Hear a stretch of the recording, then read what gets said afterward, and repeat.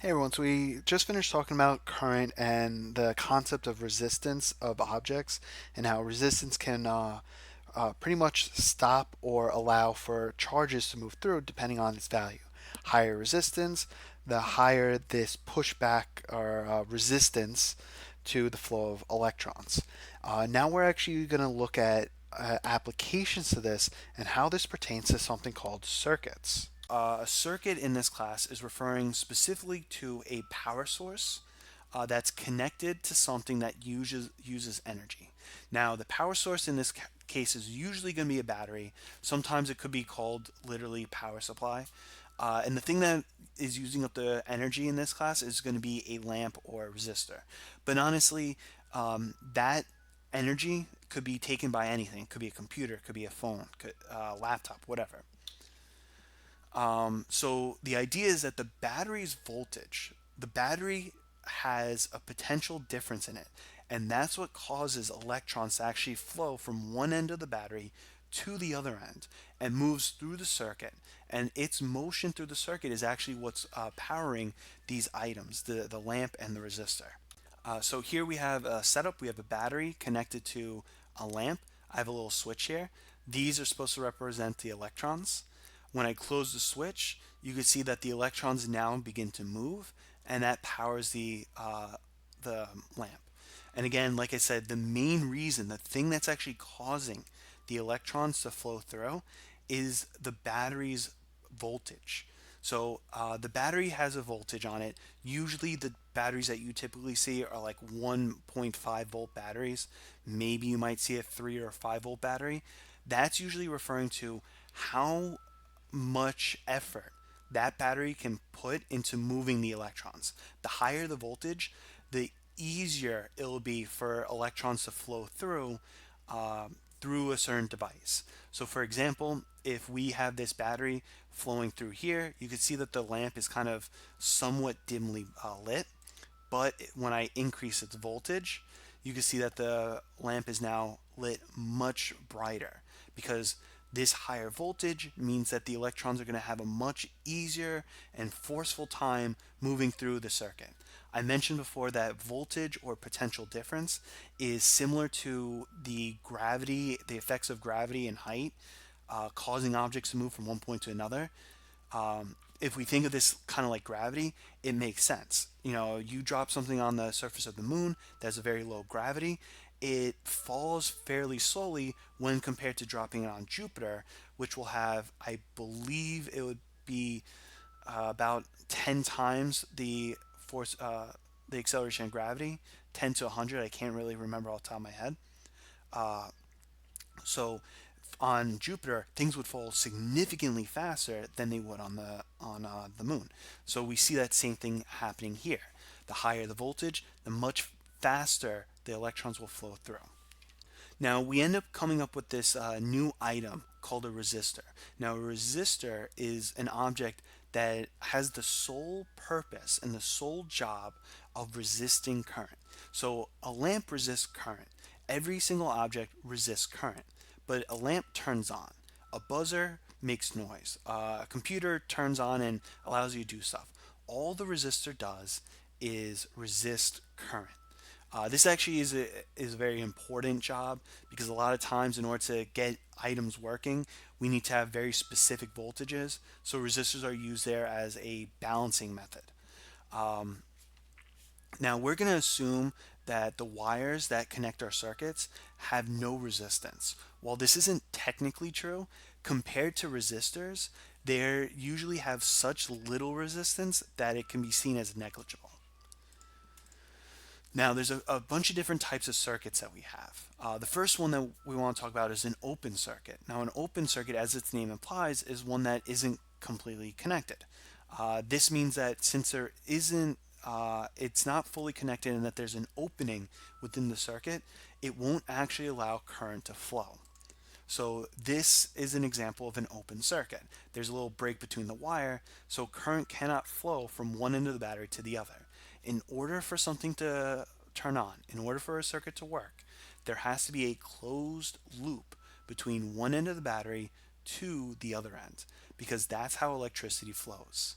The fact that there's this break means that electrons cannot flow through these wires and turn on the lamp. On the flip side, we have a closed circuit. A closed circuit does have a complete connection and will allow for current to flow. So bridging the gap between these will actually allow for the circuit to run and turn on the lamp. Now there are times where an open circuit may actually still allow for current to flow, and that's usually because of the fact that if there's a high enough voltage between these and these wires are kind of close together, the electrons will actually feel so much pressure to move caused by the battery that they will actually jump off an arc to the other end in order to complete this. A lot of times, this is actually what you see when you're plugging things in and dealing with electricity, and you see a giant spark jump off. Basically, it's kind of related to static shocks, but it's pretty much the electrons trying to close a circuit. And then the last one that I want to talk about is a short circuit. Now, a short circuit is one that doesn't have a resistor. And what this ends up doing is it allows for what we call an infinite amount of current to flow. This is extremely dangerous because this is going to result in wires overheating, popped fuses, damage of your equipment, things like that. Without that resistor to kind of limit how much current can flow through, the added motion of these electrons will end up causing the molecules within the wires to start bumping around more and more through all those extra collisions, and it ends up kind of catching on fire. Thankfully, houses have fuses installed to kind of help prevent this. Because if you actually accidentally overplugged an outlet and you didn't have a fuse, or the fuse didn't pop properly, what it would end up happening is your wires would overheat.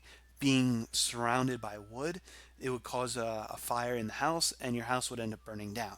So the fuses, when the wires basically reach a certain temperature, they'll actually pop the circuit open, break the connection, and that kind of gives you a heads up that you have to fix your outlets before you can kind of keep going and living with your life.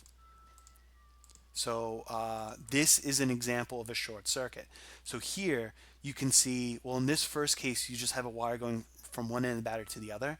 But in this other case, a much more common case, you do have a connection that goes through a bulb or a resistor, but this added connection will actually result in a short in your circuit.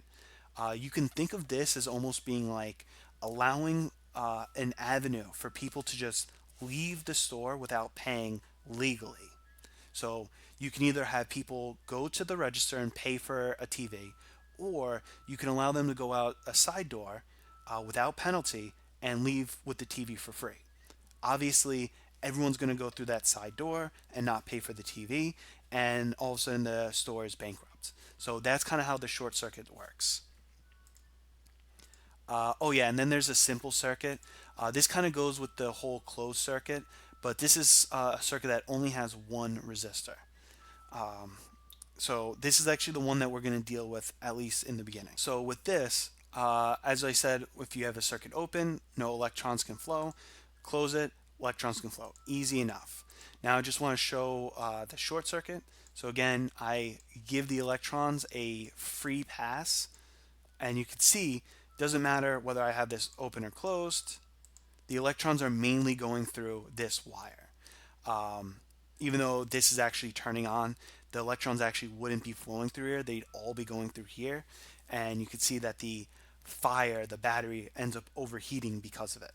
So you need to make sure that when you create circuits that you're looking out for shorts. If you make a circuit, if you draw a circuit and it has a short in it, it is automatically wrong. So you need to make sure that you don't accidentally add extra wires that give free pass from one end of the battery to the other one. I actually said that you had to draw circuits. This is actually an extremely important thing because of the fact that it would be too time consuming to actually draw the circuits with actual symbol, actual like design and artistic ability. We instead use symbols to actually represent things like the battery, the wires, voltmeters, ammeters, and resistors. So these are symbols that are on the reference table that you can use, and you'll be getting used to it. Honestly, by the time we take the test, as long as you are conscious in these videos and actually paying attention, you should be experienced and exposed to all these symbols at some point, and you shouldn't actually have to use this diagram, this little cheat sheet on the reference table. So here's the question where you need to figure out which circuit would work. So pause the video, work itself, and we'll go over in a second. All right. So the main question is which one will work when the switch is closed. Now, as I said before, you need to make sure that you go through and find any short circuits. In here, when the switch is open, the lamp actually turns on. When the switch is closed, we now have a free pass through the other end. This becomes a short.